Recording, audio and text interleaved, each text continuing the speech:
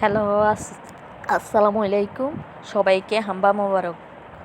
সবাই কেমন আছেন? আশা করি সবাই ভালো আছেন। আলহামদুলিল্লাহ, আমরাও ভালো আছি।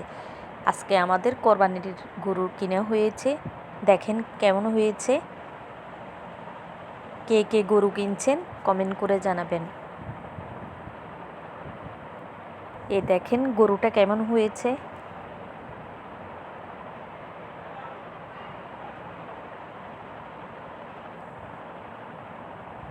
কার কার কোরবানির গরু কিনে হয়েছে কমেন্ট করবেন। সবাইকে অগ্রিম ঈদ মোবারক, ঈদ মোবারক, ঈদ মোবারক।